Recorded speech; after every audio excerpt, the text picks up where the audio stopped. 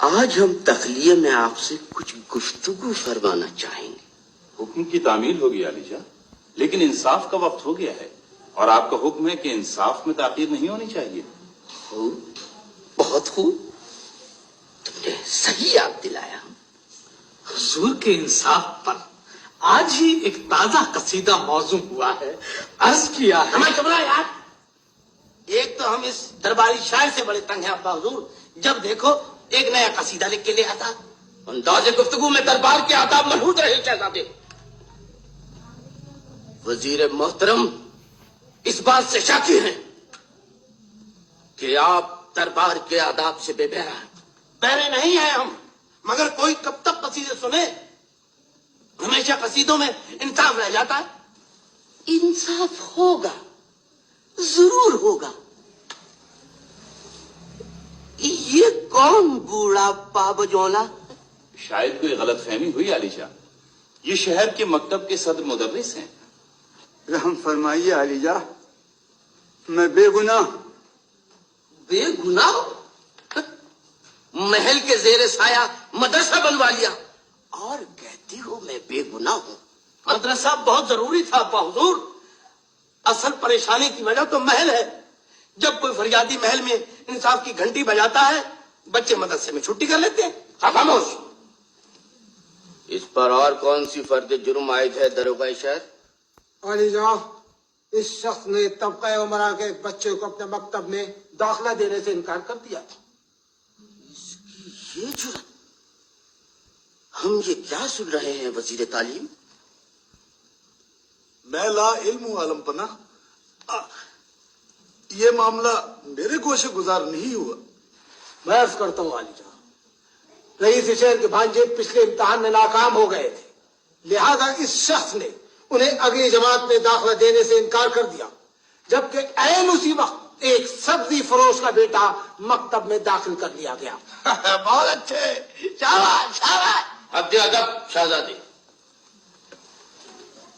ہم حکم دیتے ہیں رئیس شہر کے بھانجے کو مکتب میں داخلہ دیا جائے اور صدر مدرس کو زندہ میں.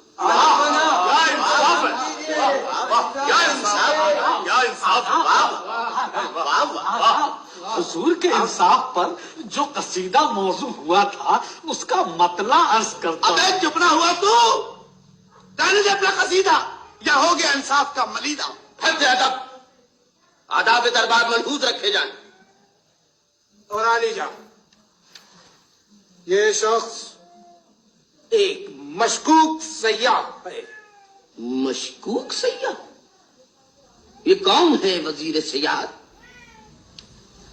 یہ مملکت کی حدود میں پروانہ راہداری کے بغیر داخل ہوا تھا عالم پناہ.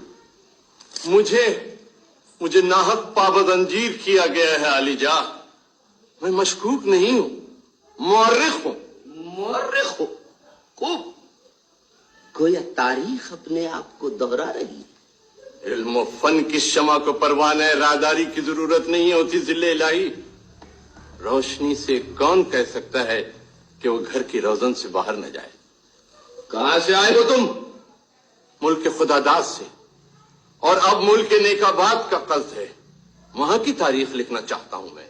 ملک کے نیک آباد کی تاریخ لکھو گے؟ ہماری تاریخ نہیں لکھو گے؟ جی، تاریخ کے لیے ماضی بھی ضروری ہے علی جا. اور ایک مورخ کے لیے اس کا مستقبل بھی ضروری ہے، چاہے وہ اس کی سانس کا اگلا ہی لمحہ کیوں نہ ہو. لیکن علی جا، میں تو وہاں. تم ہماری تاریخ لکھو گے. وزیر محترم، ہم حکم دیتے ہیں کہ اس مورخ کو شاہی خلعت اور سرکاری قلم عنایت کیا جائے. حکم کی تعمیل ہوگی علی جان. داروغہ شہر، وزیر محترم، انہیں رہا کر کے گوشہ تاریخ نویسی میں پہنچا دیا جائے. جو واہ، کیا فیصلہ! سرکاری قلم سے تو اتنی شاندار تاریخ لکھی جائے گی کہ جتنے شاندار قصیدے میں لکھتا ہوں. مثلا آج جو قصیدہ میں نے تحریر کیا ہے اس کا مطلع کچھ یوں ہے. मतला मतला मतला, अबे इंसाफ के बीच में अपना मतला मतला। इन कैदियों का क्या हश्र होगा, पहले ये बतला। ये दोनों कैदी कौन है वजीर मोहतरम? आली शाह, ये दोनों झगड़ा करते हुए गिरफ्तार किए गए हैं। दरोगा शहर, इनकी फर्द जुर्म शहंशाह के रूबरू पेश की जाए। शहंशाह मुअज़्ज़म, इनमें से एक शख्स किराएदार है और दूसरा मालिक मकान। मैं किराएदार हूँ हुजूर। किराया पाबंदी के साथ अदा करते हुए गुज़श्ता कई सालों से इसके मकान में रह रहा हूँ। आज नया तंदूर लगाने के लिए सहन में खुदाई कर रहा था तो यह अशरफियों से भरा देगचा निकला। ये देगचा मुझे मिलना चाहिए पन्ना परवर। आलिजा, मुलाहजा फरमाइए, सुबह से यही झगड़ा है। ये शख्स कहता है कि मालिक मकान है लिहाजा देगचा उसका हुआ, ये शख्स कहता है कि किराएदार है, कानूनी वकील है, लिहाजा देगचा उसका हुआ।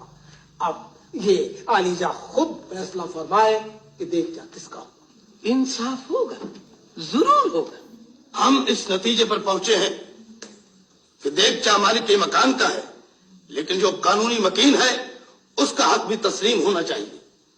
लिहाजा शाही खजाने से ऐसा ही देगचा अशरफियों से भरकर इस किराएदार को बख्शा जाए ताकि ये भी इस खुशी से महरूम न रह सके। आलिजा, शाही खजाने से दूर होंगी महरूमियां, और ऊपर से कहते हो कि उमूर मुमलकत में हिस्सा लोगे। मगर हम तो ये अर्ज कर रहे थे आलिजा। खामोश रहो। हमारा इंसाफ कहता है कि जमीन ममलकत की है जिससे ये दफीना निकला, और ममलकत हमारी। लिहाजा अशरफियों से भरा हुआ ये देगचा शाही खजाने में जमा किया जाए। क्या फैसला फरमाया?